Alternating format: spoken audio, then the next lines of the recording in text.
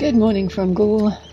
Slightly wet Goole. Otherwise known as the swan feeding station. Yeah, we've got these, well, there's a whole bunch of baby swans, but there's 3 that are bright white and 3 that are sort of dirty white. Well, they're more the normal color of little baby swans, so I guess the 3 are slightly older. Don't know, they're the same size. They're all the same size. Maybe they're just fast maturers. Anyway, they're turning the lovely white of a full-blown swan, so they haven't yet developed the attitude, though. So today we are heading out onto the Tidal Ouse, so I'm a bit nervous, obviously. Yeah.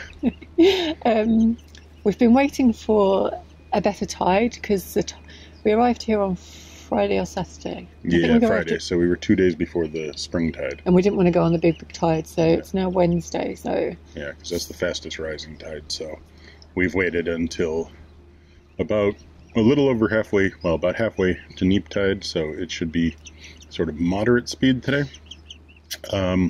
Could wait a few more days and go on the slower speed, but then we'd have this problem of if we get up the Derwent and the Pocklington, we'd be coming back and then waiting again on full tide. So we'll see. The guys at the dock have told me that conditions look okay. Wind's not bad at all. A little bit damp, and you know the tide looks fine. So the only issue really is that there's some flotsam out there. So we just have to keep a watch out for flotsam. So yeah, you have to book through Goole Port here. Associated British Ports. ABP. There's 2 locks. We're going out the ocean lock. I'd rather go out the other lock, but that one involves swinging bridges and stuff, so they don't do that unless they've got extra guys on. They don't want us to do it. Or you pay for it.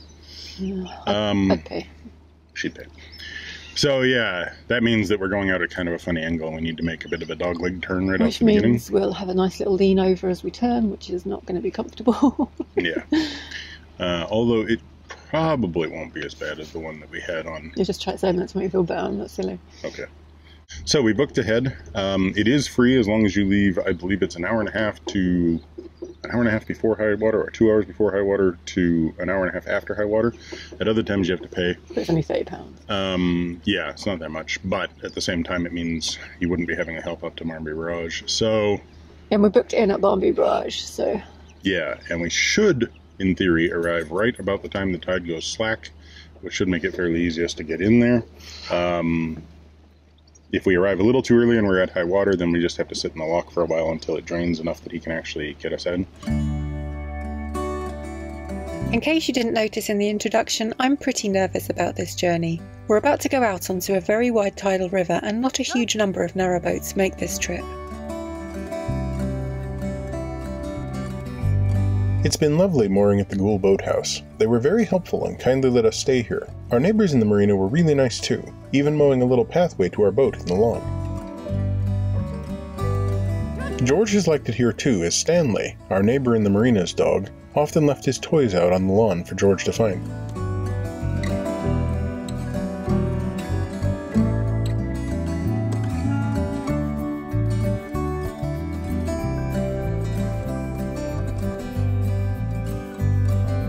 It's a little over 10 miles from here to Barmby Barrage in the River Derwent, and it should take us about 2 hours to get there. We'll be riding the tide all the way, so we arrive just as the tide is turning.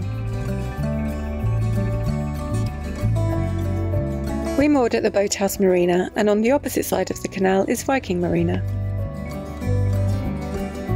As we're going out onto a tidal river, we're wearing our life jackets and we've got the anchor at the ready.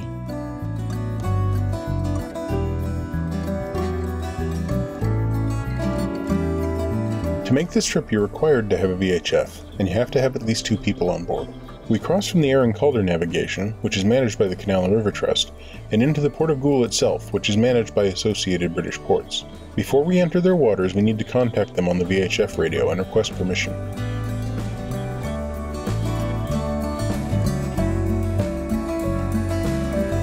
Goole is an inland port and regularly welcomes seagoing vessels. In fact, as soon as we leave the mooring, this huge cargo ship comes into view. It has travelled to Goole from Poland and will head on to Germany next. And I found it more than a little intimidating to be cruising past. I'm just glad it was at anchor at the time.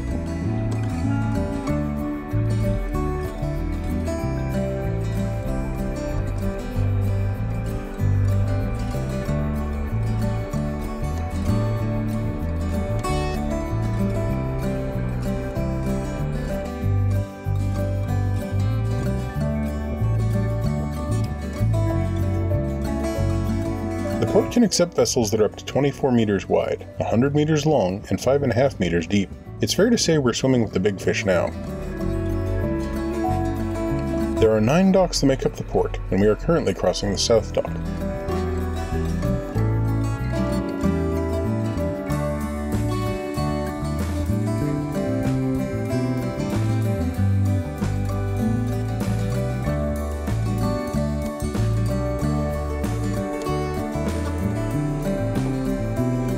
Through this bridge is barge dock. It will lift for larger craft, but there's more than enough room for us.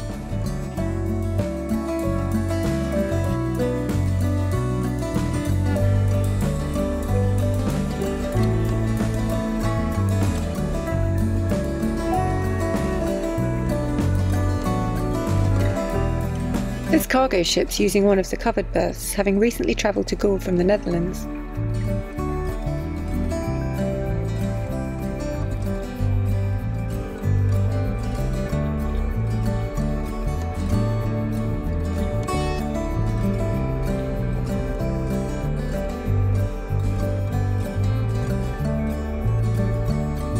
There's been a port here since 1826 when the Aaron Calder Navigation Company established a route between Leeds and Goole. The port is well equipped to handle a fair bit of cargo, and it's quite exciting to be passing through the working docks. The lock is just ahead of us, but it's not actually visible from our position, as it's almost perpendicular to the dock.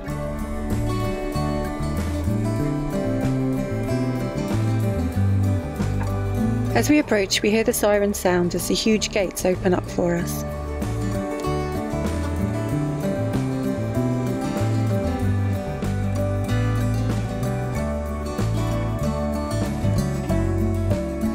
The lock is called Ocean Lock, even though Goole is the UK's most inland port. You would need to travel down the River Ouse, past Trent Falls, and onto the Humber before you actually reach the North Sea. Ocean Lock was built in 1936. It is 80 feet wide and 375 feet long, and you could comfortably fit another 65 narrowboats like Perseverance in with us.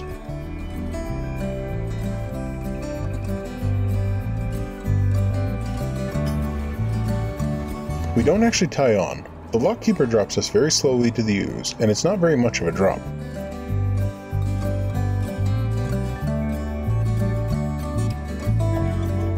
As we descend, Michael asks the lockkeeper if many narrowboats do this trip. The answer is very few, especially this year.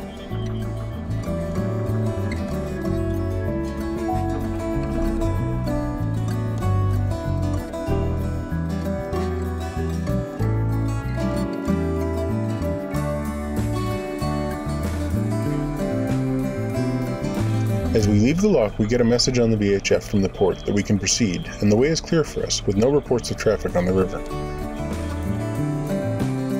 You can just about see on the camera the dark green canal water mixing with the muddy brown water of the river.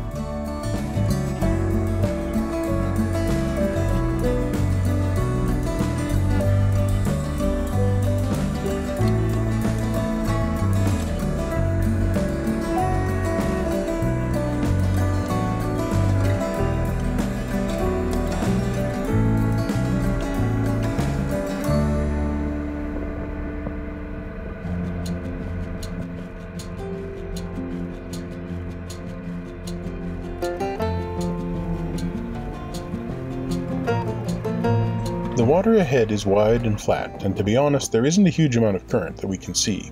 The turn onto the stream is actually pretty gentle. For this first stretch of the journey, our chart indicates that we should stay near the left bank of the river, so we do.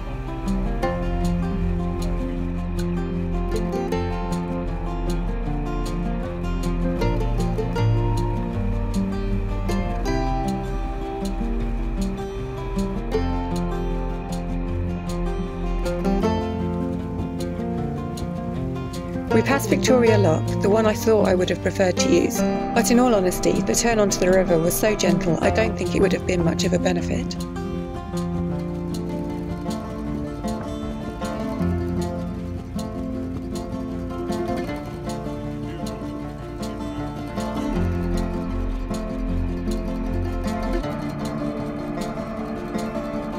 It looks like that windmill's been converted into someone's home. How wonderful.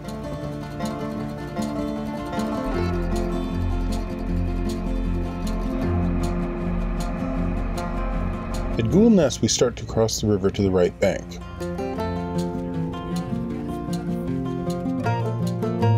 The reason for switching sides is to line up for the railway bridge ahead.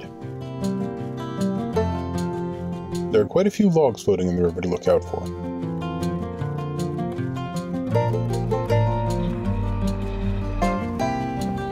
There's a view back to the town of Goole behind us.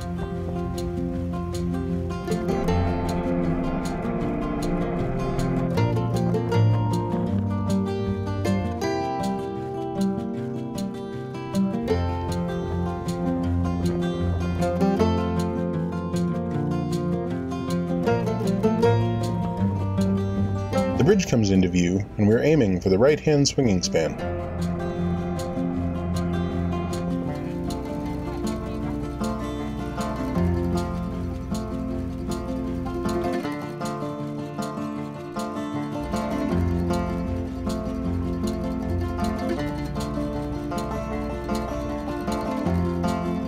Around the bridge itself there are quite a few eddies and currents visible on the water to look out for. They're nothing to really worry about, but it is useful to know what the water is doing. The Skelton Railway Viaduct is also known as the Hook Bridge, I guess because it links Hook and Skelton. It is a viaducted hogback plate girder bridge with a swing span. That's quite a mouthful, and I don't know what much of it means, but there you go. It was opened in 1868 to link Hull and Doncaster by rail.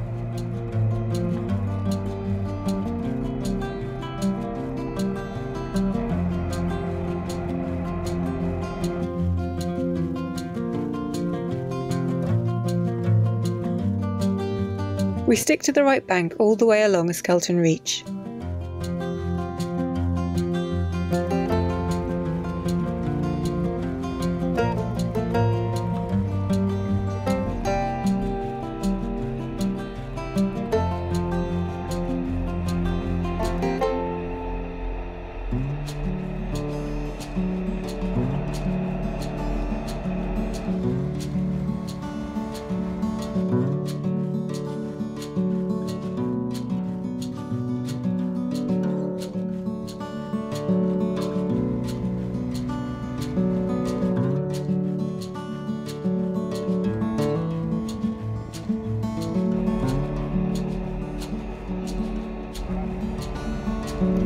There are 4 huge berths at Howden Dyke Port, and today 2 cargo ships are being unloaded.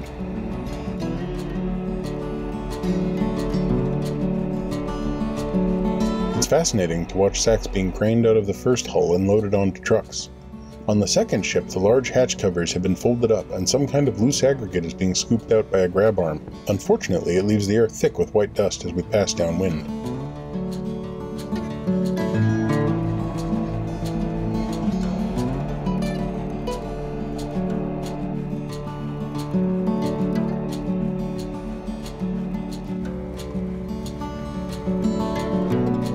We get a view of the M62 motorway bridge in the distance, but before we cross under it, we have to go round Howden Dyke Island. Our cue to turn is these 2 huge silos.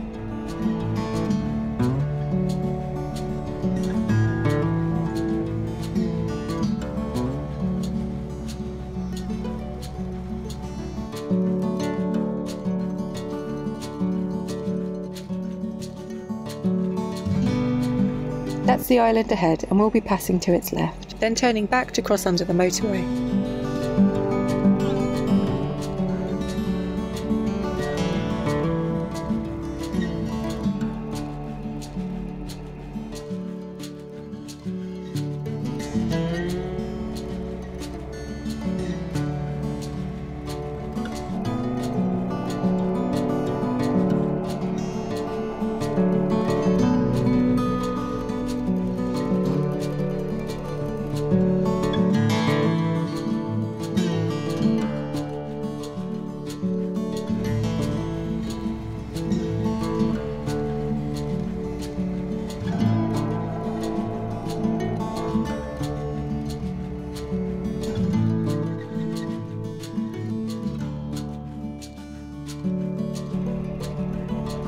Our chart tells us which arch to aim for, so I bring the boat close to the shore to compensate for the current. The span is so huge, there isn't really anything to worry about.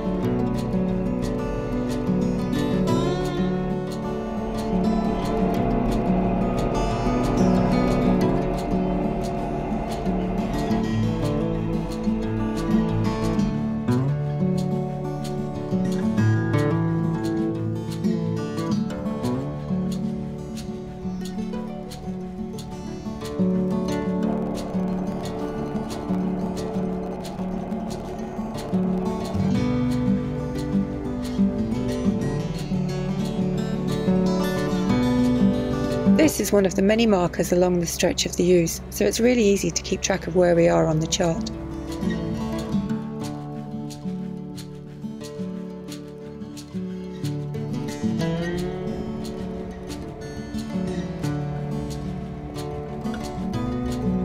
Built in 1929, Booth Ferry Bridge was the only way to cross the Ouse by road until the motorway bridge was built in the 1970s.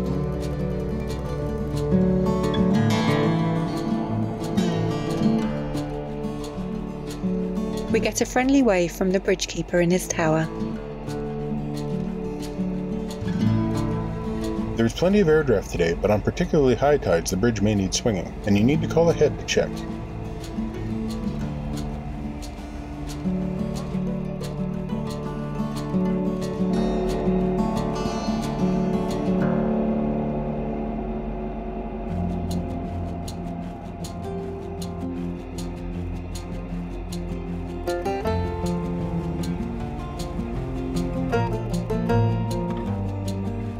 This straight section of navigation is known as Booth Ferry Reach.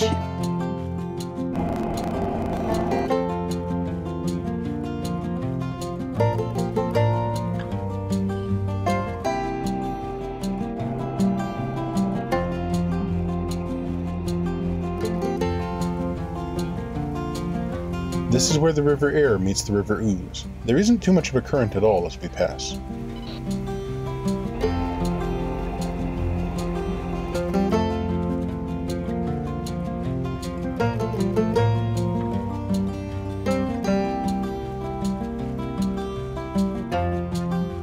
We've been travelling for just over an hour now, and we've got about 3.5 miles to go before we reach the River Derwent.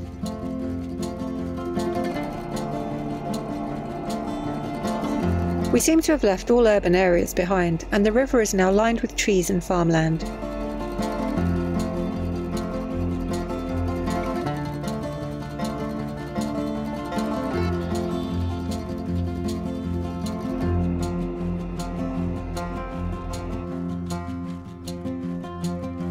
As we round the bend at Asselby Island, the huge cooling towers of the Drax power station come into view in the distance.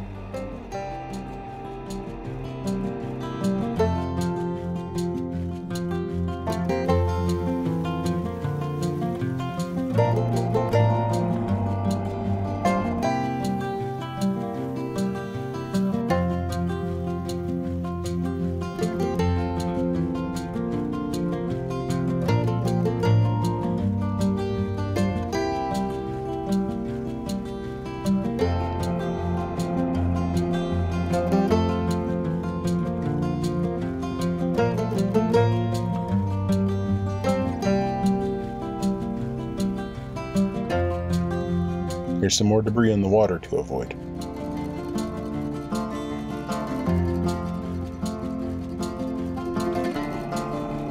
At marker 18 for Barlow, I radio ahead to the lockkeeper at Barmby Barrage to let him know our position. We're very reassured when he replies that the lock is already open and waiting for us.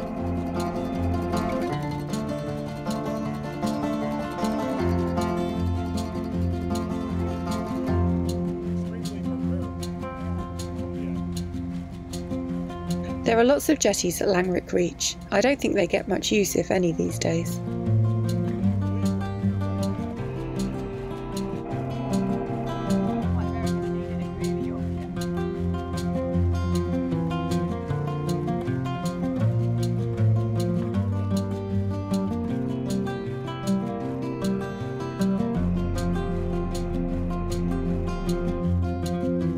As we approach Barmby, the structure of the lock comes into view and the lockkeeper is out waiting for us. The Derwent has been kept non-tidal since the 1970s because water is pumped away at Lothsom Bridge water treatment works to supply the city of Hull.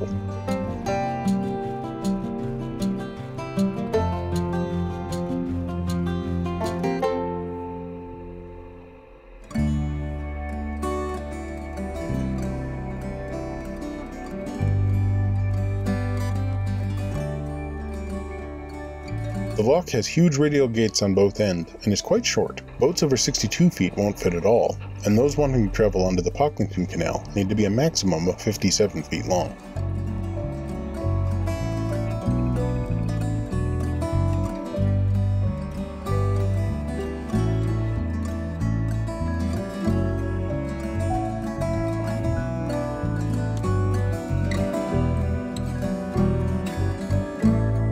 The barrage was designed to prevent water from the Tidal Ouse joining the River Derwent. This is to maintain the navigation level of the river and keep it low enough to enable the surrounding land to drain.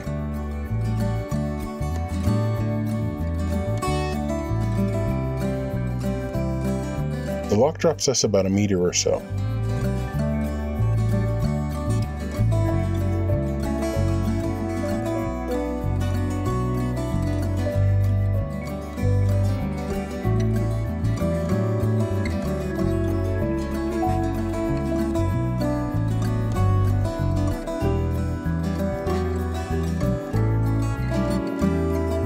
The lockkeeper is really helpful and directs us to the service pontoon, where he says we can moor for the night.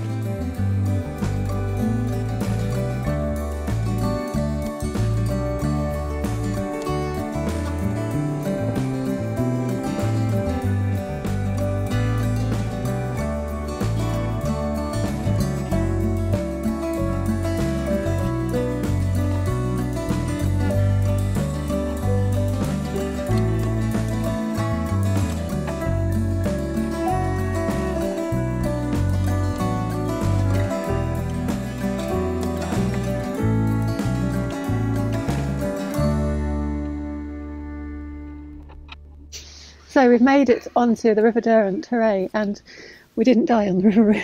Yes, no, Poseidon did not claim us. In fact, it was dead easy. Yeah, it was compared to other tidal rivers that we've done. Considering there was a guy out there this morning as I was untying everything, I'm getting ready for us to leave. You had just gone inside for a second, and I'm like putting on my life jacket and everything. He's like, "Are you going out on the Ouse?" And I'm like, "Oh yeah." And he's like, "Oh, I've been boating for 20 years and I haven't done that." It's like, excellent. Could you didn't tell me that? Yeah. I'm like, please don't let her know. You know, thanks for the tension building. Excellent. And then we come off the we came off the dock. And that's so funny. I was sat at the front of the boat and I was like, what the hell is that? Because from where we were, you couldn't see this big ship. When we pushed over about 15 feet into the channel, there's this massive, this is massive boat tied up. Which just added to the nerves. How do we even get past that thing? Because it's like... It looked like it was taken up the whole way. Yeah. And I'm like, if that is on the river, why are we going on the river that's meant for boats? There's a certain amount of like, it seems a bit nuts. Well, then we actually get there, and I called for permission, and they're like, sure, come ahead to the ocean lock, no problem, get to the ocean lock. And, you know, these huge gates open, and I pull inside, and that's when I first got a glimpse of the river. Like, we've been walking to see it a few days ago, but it must have been a different tide. Yeah. Well, yes, it was, and it was quite low at that point, and currents were going every which way. So we come up this time, and it's like I finally get a view over the water, and there's barely any. I mean, it's not no movement. It's about 3 to 5 miles an hour, but it's very clearly not choppy. It's flat all the way out. And one thing that I'd been worried about, and I know it was the only thing you had any thoughts about, was that when we came out of West Stockworth and turned upstream, we tilted a bit, or quite a bit, and it was quite uncomfortable. Yeah. So, and in this case, we were coming out.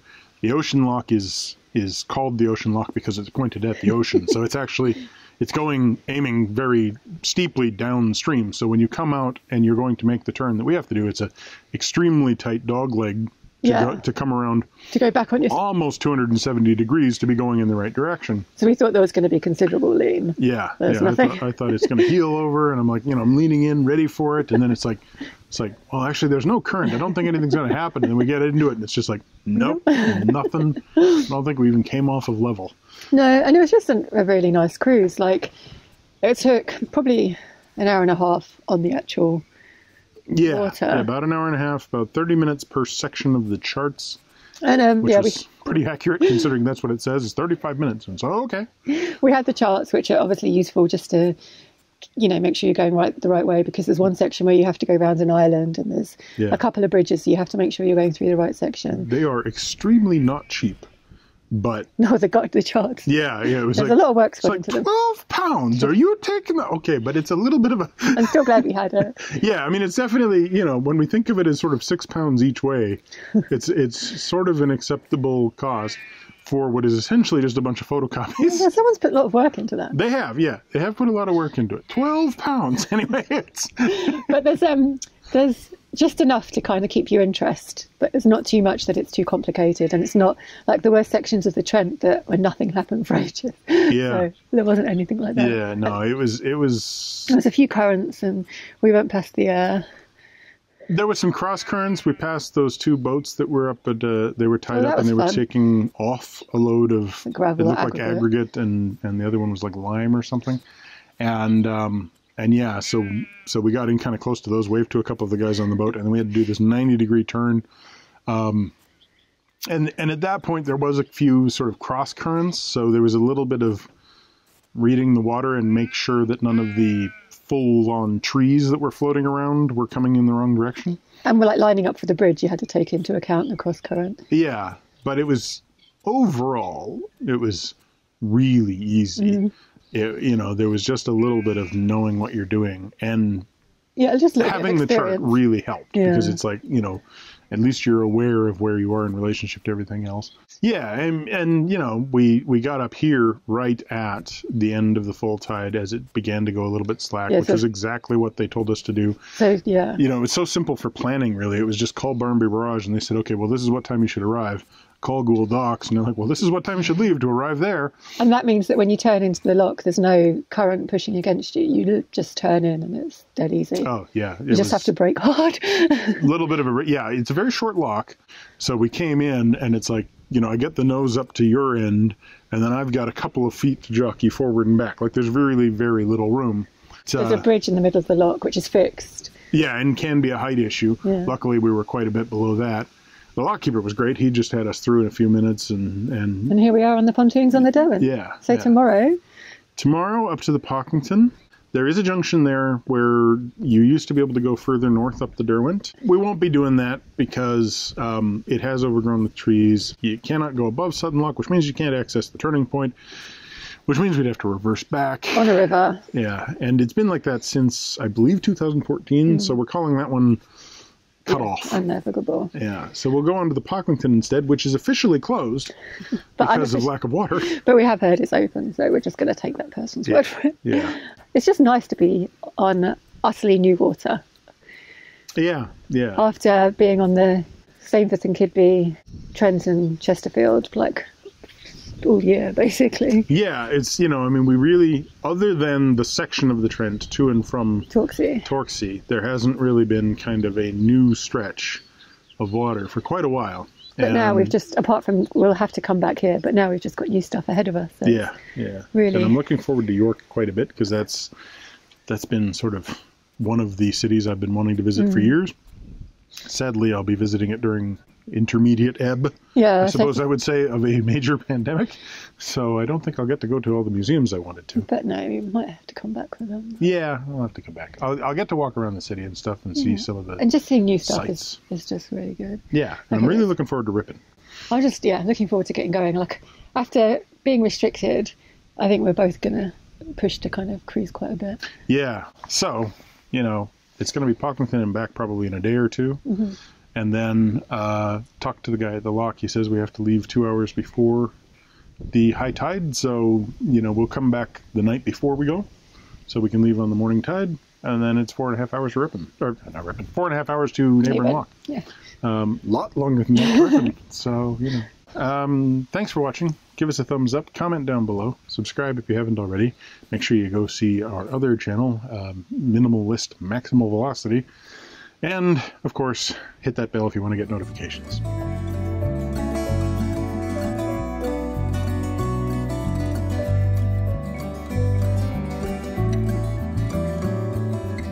It's a little over 10 miles from here to Barmby Barrage. It's a little over 10 miles from here to Barmby Barrage and the River Derwent. It's a little over 10 miles from here. Ah! No, you could fit 64 more. No, you said 66. Oh, yeah, you're right. Okay, good. Never mind. What was that? Jojo is right. It's fascinating to watch sacks being craned out of the first hull and loaded onto trucks on the second ship. No. What? Oh. I'm like, oh, that's a separate line. I'm just going to try and point my microphone at these goats who are chasing this guy with a dog. I'd be freaking out if I was him.